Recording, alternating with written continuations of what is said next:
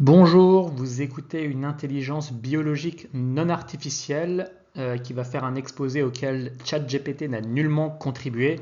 ChatGPT qui néanmoins risque de plus en plus de me piquer toutes mes activités, celles que vous voyez apparaître là, qui apparaissent de plus en plus temporaires, mais l'avenir dira. Aujourd'hui, un exposé un peu vénère, contrairement à celui de la semaine dernière sur la démographie. Donc n'hésitez pas aussi à aller la regarder, à réagir, dont la conclusion était ni collapse, ni pas collapse. On attend de voir, il y a des signes encourageants, des signes moins encourageants. Aujourd'hui, je crains que ce soit plutôt collapse, comme nous allons le voir, même si tout n'est pas tout noir, et que nous allons peut-être aussi battre en brèche certaines idées reçues sur le creusement des inégalités et éventuellement en confirmer d'autres. Que vous dire d'autre si ce n'est que globalement je reste quand même assez vénère, donc j'ai mis mon t-shirt le plus rebelle que j'ai pu trouver, la Casa de Papel. Il y a marqué Somos la Resistencia, vous ne pouvez pas le voir. Ceci cependant n'est pas un appel à braquer la Banque de France avec des armes de guerre. Alors, faut pas chercher midi à 14 heures. Si les gens sont vénères, c'est parce que notre société est droguée à la croissance. Or, la croissance, il n'y a plus. On le voit ici sur cette courbe qui représente le PIB par habitant en euros constants et en monnaie locale, donc Local Currency Unit, LCU. Ce sont des données World Bank que vous pouvez tout à fait trouver par vous-même. On est donc sur la France et on voit que depuis 2007, il y a quasiment un plafonnement de cette courbe de PIB constant par habitant. Alors, est-ce qu'il y a une recroissance depuis environ 2015 ou 2016 qui aurait été coupée par le Covid et puis après c'est reparti comme on le voit en 2021? L'avenir dira, à voir. En tout cas, en 2022, le PIB dans sa globalité, donc pas par habitant, en 2022, on est revenu au niveau de production de 2019. On est toujours sur une tendance à la stagnation. Et quoi qu'il en soit, cela, à mon sens, ne remet pas en cause la forme globale, fatalement, de cette courbe et de beaucoup d'autres courbes de croissance, qui est une accélération initialement, puis une inflexion. Là, on est à minima en phase d'inflexion. Il y a donc de moins en moins de croissance. Une stagnation. Je pense qu'on est dans cette phase de stagnation, à voir si elle est suivie d'une phase de décrue. J'insiste sur le terme décrue et non décroissance. La décroissance serait un projet politique planifié, socialement équitable. Là, c'est une décrue, c'est subi. Et d'ailleurs, c'est déjà le cas dans des pays comme l'Espagne ou l'Italie. Alors, c'est mon point qui est sur la boîte de droite. C'est pas la peine de pinailler, c'est à cause de la droite, c'est à cause de la gauche, c'est depuis telle année, puis si on change le choix des années, patati patata. Oui, mais les USA ont un PIB par habitant plus élevé que le nôtre, et l'Allemagne aussi, etc. Bon, bref. La courbe a la même tête partout dans tous les pays où on observe cette inflexion, voire cette stagnation. Aux États-Unis, la croissance aussi par habitant a beaucoup ralenti. Elle reste plus élevée que chez nous, mais ce, avec le boom du gaz et du pétrole de schiste dans les années 2010. Donc qu'est-ce que ça aurait été sans si, comme nous, ils avaient rien sous leurs pieds? Cette non-croissance, cette stagnation est subie, comme je disais, et elle apparaît à première vue inéquitable. Bah oui, pour qu'il y ait une moyenne de zéro, il faut des gens qui soient au-dessus de zéro et des gens en dessous de zéro. À gauche, eh bien par exemple, comme reflet de ce propos, mais il y a d'autres indices qui poussent dans ce sens, record de dividendes versés par les géants du CAC 40, les dividendes bénéficiant généralement aux plus aisés. Inversement, la fréquentation des restos du cœur est en forte hausse parmi d'autres indicateurs que nous allons voir au cours de cette présentation qui suggèrent une accélération de la paupérisation d'une certaine partie de la population et qui donc explique une part du mécontentement que l'on peut observer. Statistique INSEE, c'est la partie un petit peu statistique, je vais essayer de ne pas vous ennuyer. Faites pause sur la vidéo pour regarder à tête reposée, faites votre propre opinion des statistiques montrées ici, allez vous-même sur le site de l'INSEE, faites ce que vous voulez. J'ai pas forcément des conclusions définitives sur tout ce que nous nous apprêtons à voir. Alors, le niveau de vie disponible par ménage. D'abord, il faut savoir que le niveau de vie, c'est un indicateur de revenu disponible du ménage divisé par le nombre d'unités de consommation. Pour la faire simple, le nombre d'unités de consommation, ça représente la taille du foyer, selon qu'on soit célibataire, couple, avec ou sans enfant, etc. Allez vous-même voir la définition.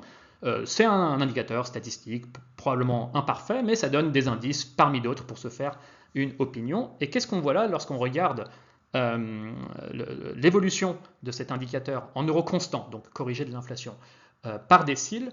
eh bien on voit qu'avant il y avait croissance, maintenant il n'y a plus croissance, et ce, pour personne.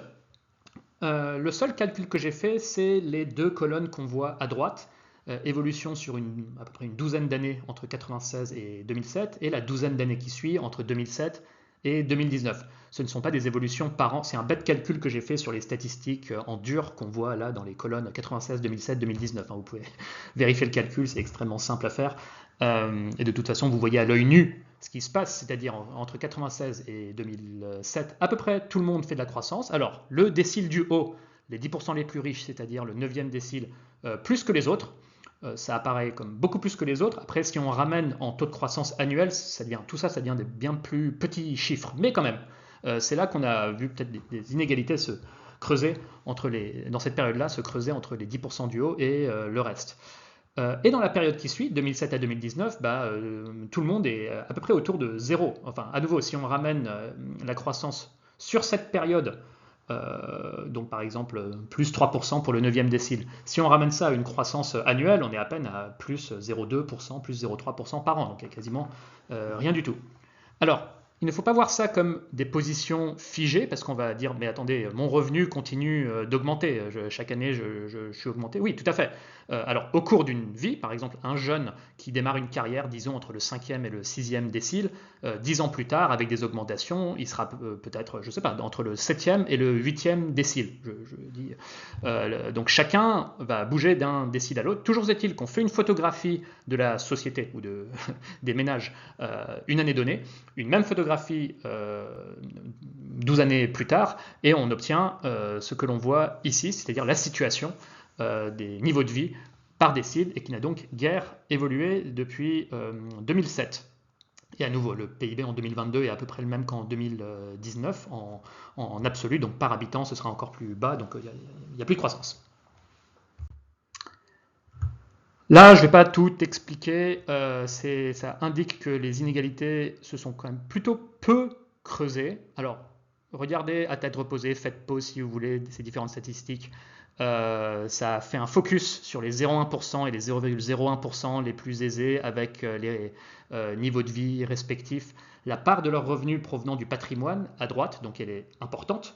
Donc effectivement, plus on est riche, plus on a une part importante du revenu qui vient du patrimoine, et ça peut expliquer, une part du mécontentement, c'est les revenus du patrimoine, donc c'est entre guillemets sans travailler, même s'il a fallu payer des impôts sur les revenus qu'on place ensuite dans son patrimoine, et donc on les retaxe une fois derrière. Ça va être l'argument des gens qui sont contre des taxations sur les revenus du capital ou une augmentation de cette taxation.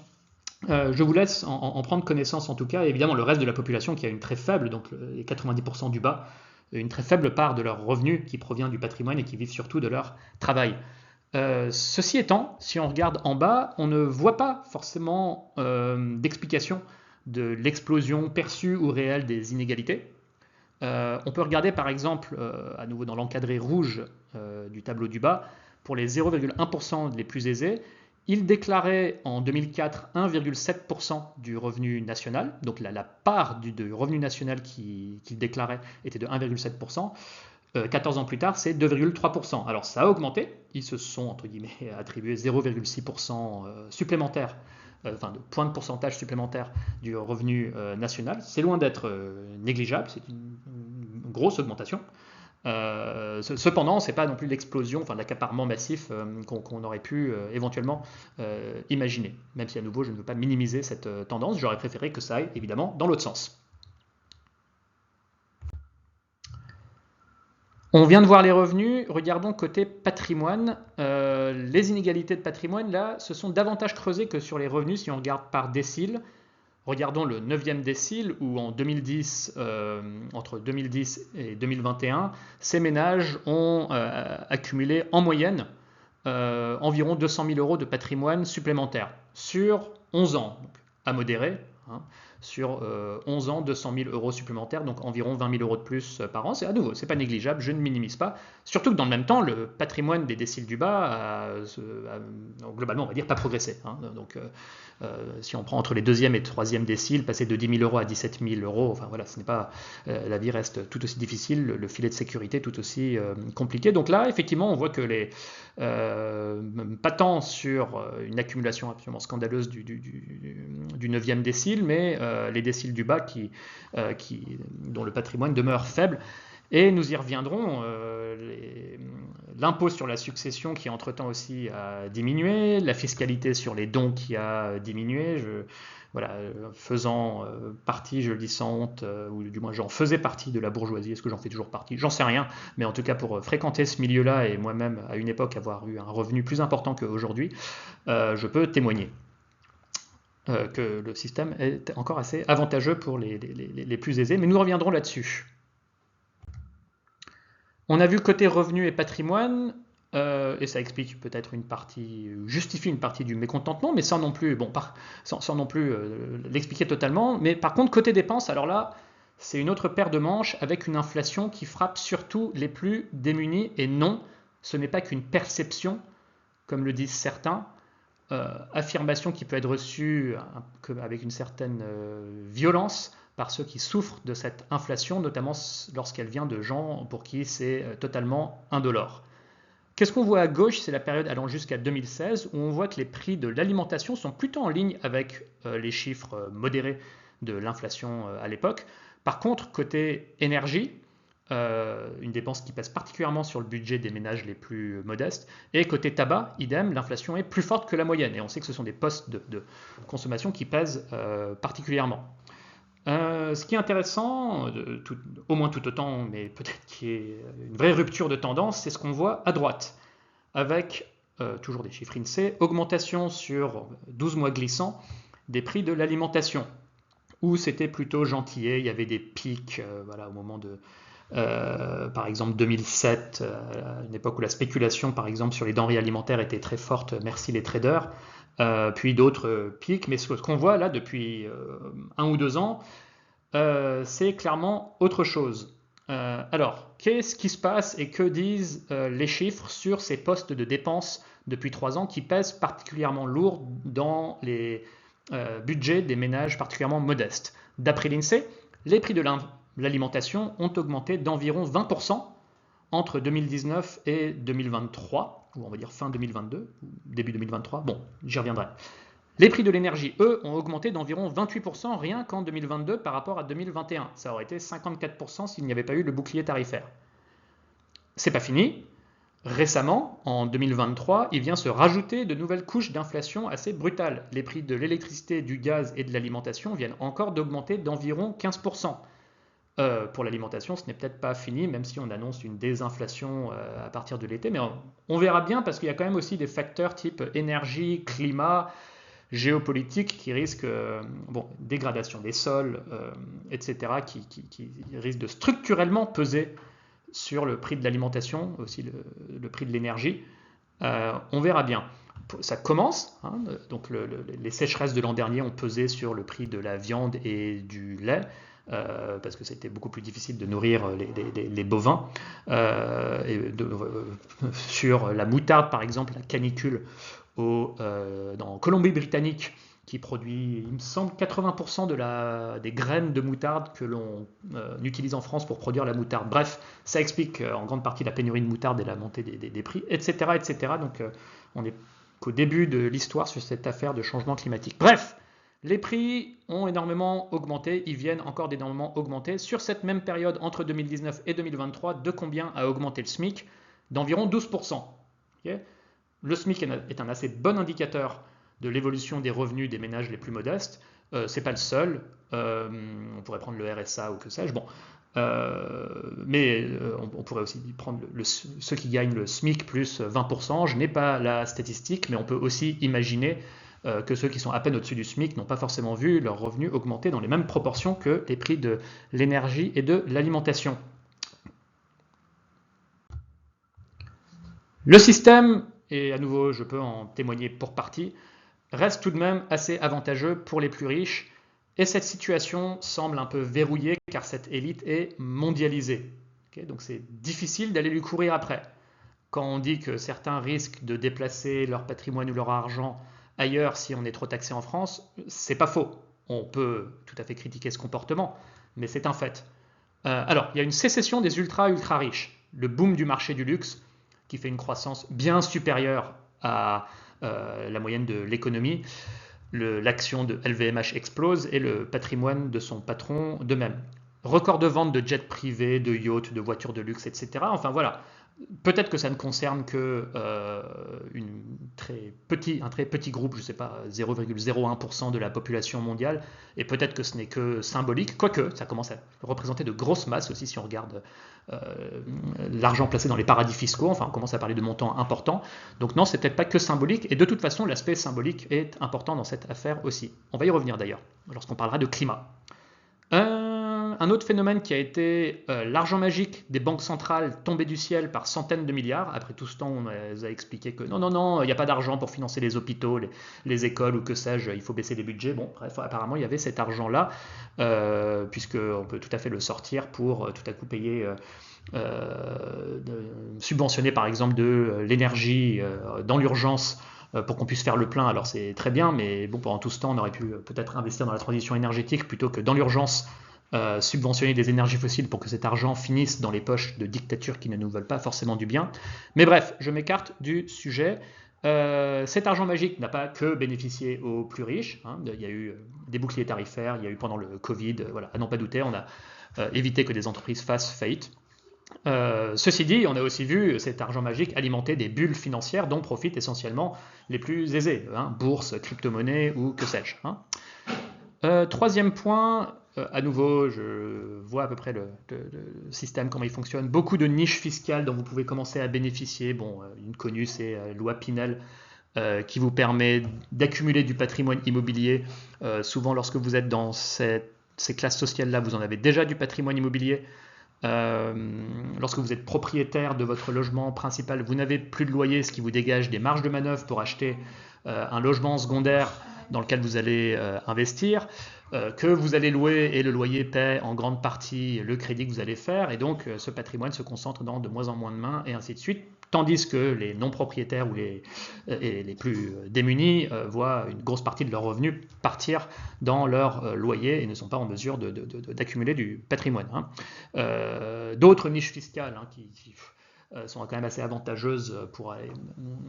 Voilà, alors parfois c'est dans des investissements plutôt vertueux, donc dans les sociétés coopératives agricoles par exemple, qui suivent notamment un cahier des charges agroécologique, j'en sais quelque chose. Vous investissez dedans, alors c'est pas des rendements fous, voire c'est des rendements zéro dans le cas d'un investissement que j'ai fait, mais voilà, j'ai quand même une réduction d'impôt. D'ailleurs, je préfère dire j'ai même zéro rendement, donc j'ai zéro revenu par an lié à cet investissement. L'avantage pour moi, c'est de faire comment dire, il y a un avantage fiscal au début, donc qui incite à faire ce genre d'investissement. Je deviens aussi propriétaire de terres agricoles, alors en toute modestie, on ne parle pas de millions d'hectares. Et puis après, bon, à la revente, on verra combien ça vaut. Entre-temps, je ne reçois aucun dividende, on va dire, ou aucun loyer. Et on verra bien. Mais voilà, on voit que c'est encore un moyen pour ceux qui ont un peu d'argent à placer d'avoir des terres. Et bon, il y a bien plus aisé que moi qui a bien plus de terres. Donc Bill Gates est le plus grand propriétaire terrien des États-Unis maintenant, je pense. Bon, c'est pas pour me défausser. Donc des niches fiscales à droite à gauche qui, certes, incitent à faire de l'investissement, mais qui sont un avantage en plus. Réduction de l'impôt sur les dons et les successions, j'en ai parlé depuis Sarkozy, c'est la tendance. Suppression de l'ISF sous Macron, alors là, on reste imposé sur la fortune immobilière. Donc c'est quand même une réforme qui favorise, là pour le coup, les ultra-riches qui ont une grande partie de leur patrimoine sous forme financière, donc pas immobilière, et qui, en revanche, les riches qui ont une grande partie de leur patrimoine sous forme immobilière restent soumis à cet impôt sur la fortune. C'est tout à fait juste à mon sens, mais c'est pour dire, c'est quelque chose qui favorise les gens encore de l'étage du dessus qui ont un peu de fortune immobilière, mais qui s'arrêtent à un moment et qui vont surtout accumuler de la fortune financière qui échappe maintenant à l'impôt sur la fortune. Bref. Lorsque vous êtes un peu aisé, eh bien, on vous propose évidemment des placements particulièrement avantageux, plus que le livret A. Et après, il faut que les financiers, les gestionnaires de portefeuille vous fournissent du rendement. Et ben, on vous a promis 6-7% par an, donc le livret A, c'est pas ça. On vous a promis 10-15% par an, donc c'est voilà, à partir d'un certain niveau de revenus qu'on vient vous démarcher pour ce genre de choses.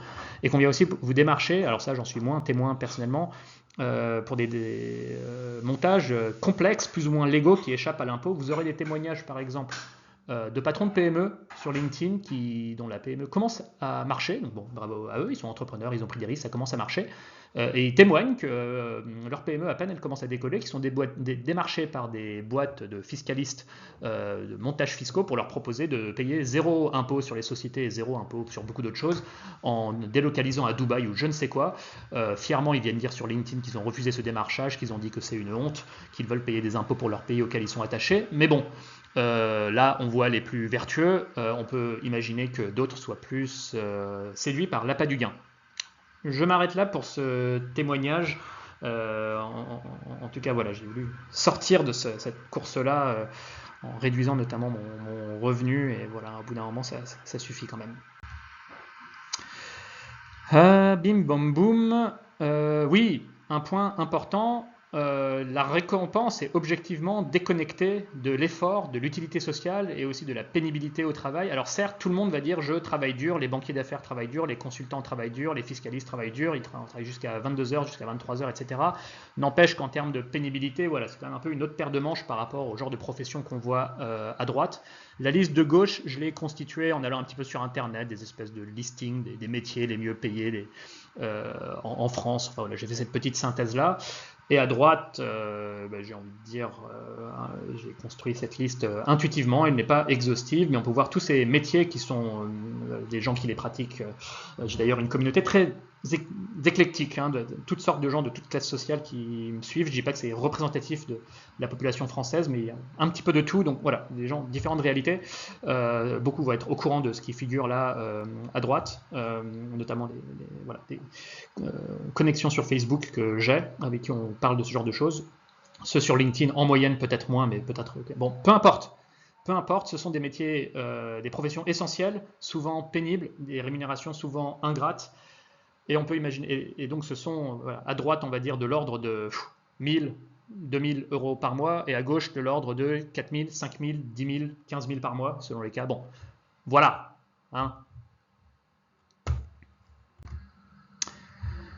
Et donc, du côté gauche, et là je dis pas politiquement, enfin je sais pas, Yann Moix, je comprends plus trop quel est son positionnement, mais peu importe, côté gauche au sens les métiers qu'on vient de voir, il semble sincèrement ignorer ces questions de pénibilité, de rémunération ingrate. Euh, Quand on entend ce genre de propos, vous pouvez lire, vous pouvez faire pause. Là on se dit que ouais, quelque chose s'est brisé, là. C'est symptomatique, il y a un problème, il y a une dislocation. Vous pouvez faire pause pour lire les propos de Yann Moix, qui me dit « Oh mon Dieu, où vit-il » Je ne dis pas que je suis au courant de toutes les réalités quotidiennes des gens qui sont en difficulté, mais voilà, je n'ai pas du tout cette prétention-là. J'essaie de lire les difficultés des uns et des autres. Je fréquente des gens de tout un tas de milieux. Et peu importe, on n'est pas là pour parler de moi, on est là... Enfin, bon, je m'arrête là.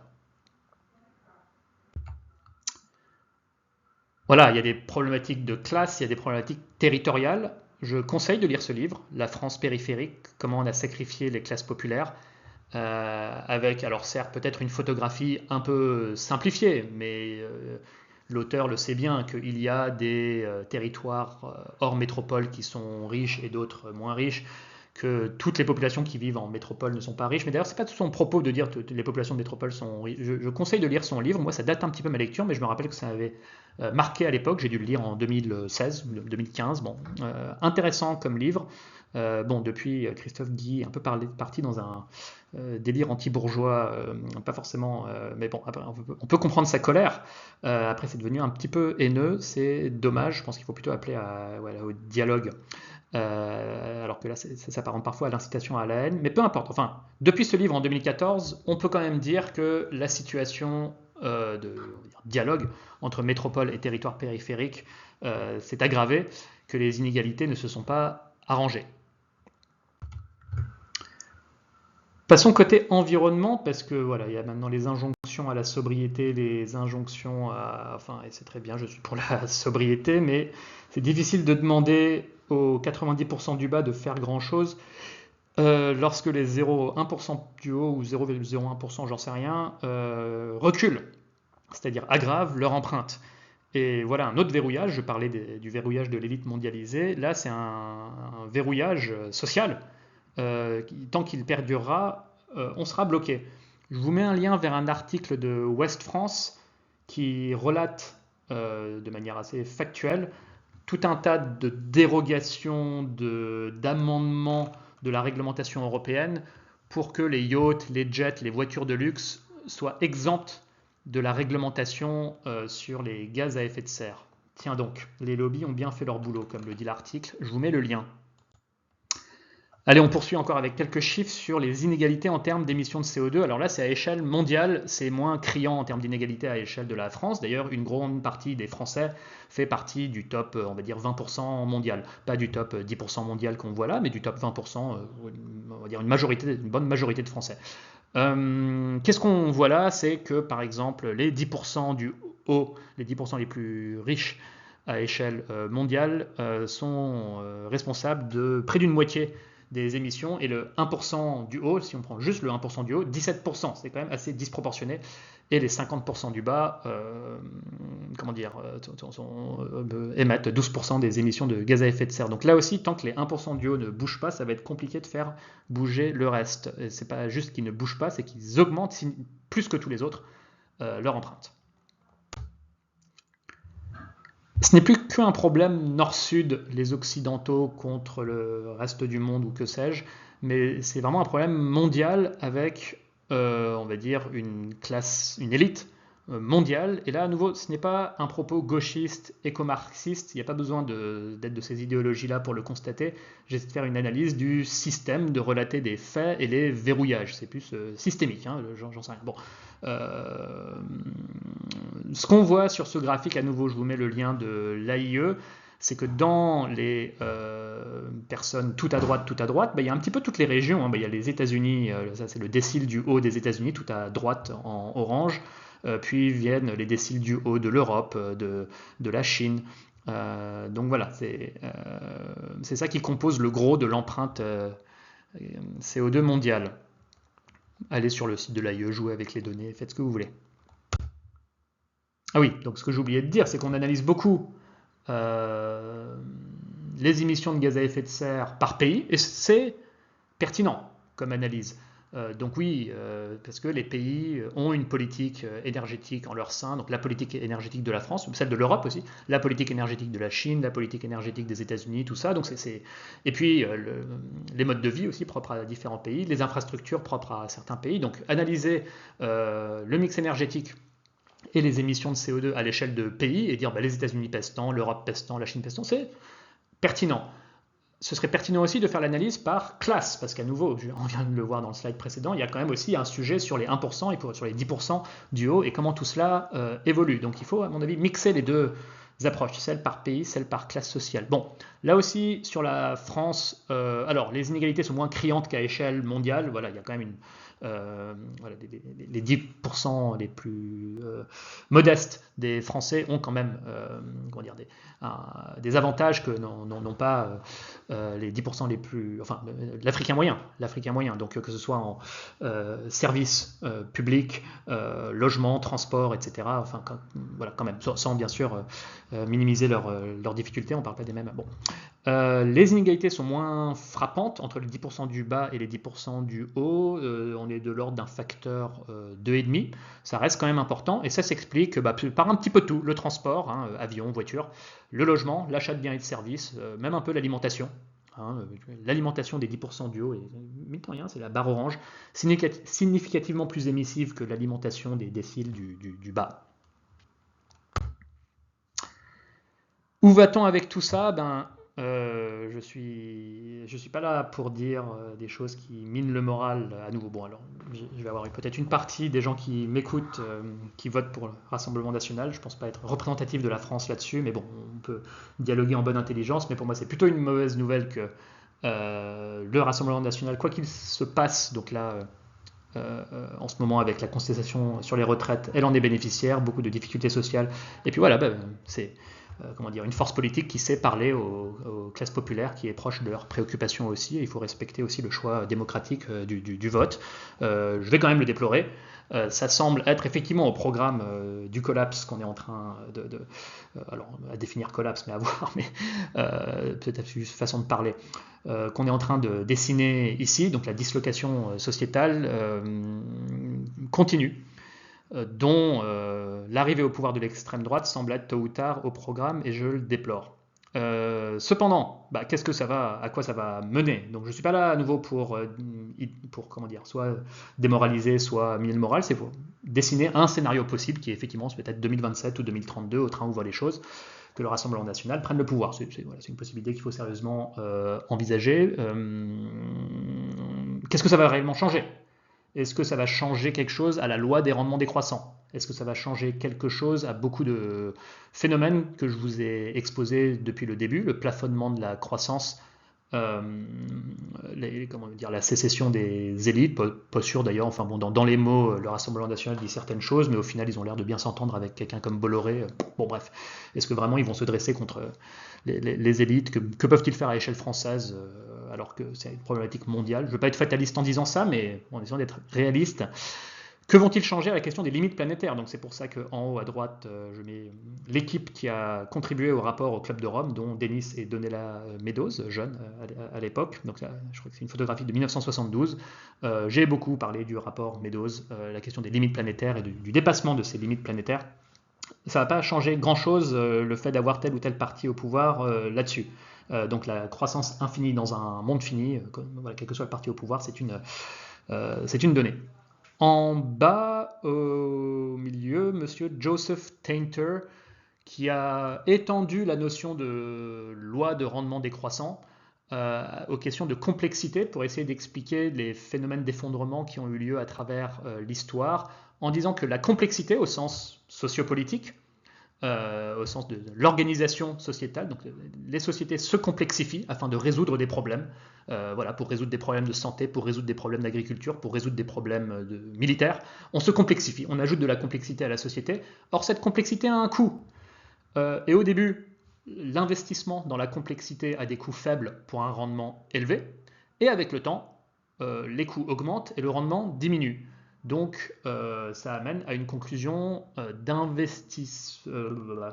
de rendement décroissant de l'investissement dans la complexité, quelque chose comme ça.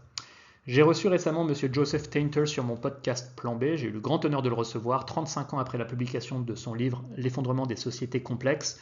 Les phénomènes qu'il décrit, on en trouve un certain nombre de nos jours. On en parle d'ailleurs avec le professeur Tainter, je diffuserai notre interview prochainement.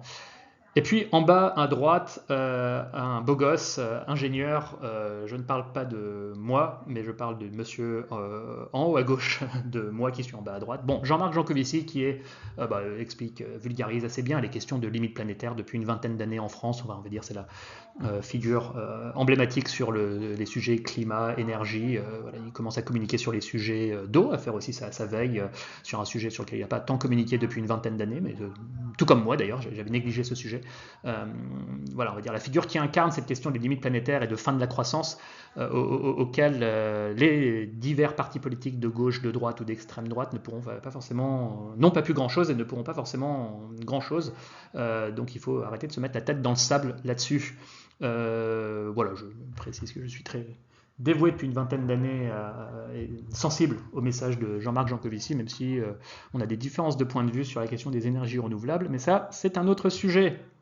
Voilà, j'espère que cela vous a plu. Si c'est le cas, n'hésitez pas à partager. Si ça a vraiment été le cas, n'hésitez pas à contribuer à ma campagne de crowdfunding sur Tipeee. Voilà, ma structure de revenus évolue, ma vie évolue depuis pas mal d'années maintenant. Je consacre de plus en plus de temps à ce travail d'information de veille, de vulgarisation, d'ouverture de débat. Vous avez vu que je n'ai pas été non plus concluant sur tous les points. Regardez vous-même les statistiques que j'ai présentées, faites-vous votre propre avis. C'est un travail qui me prend environ 2-3 heures par jour en parallèle de mon travail de consultant. Je mène les deux avec grand plaisir et j'essaie pour ce travail de vulgarisation que je mène depuis quelques années bénévolement, maintenant cette année, de me rémunérer à hauteur de quelques centaines d'euros par mois, donc plutôt modestement pour le temps que ça prend. J'explique tout cela sur ma page Tipeee. Voilà, à bientôt.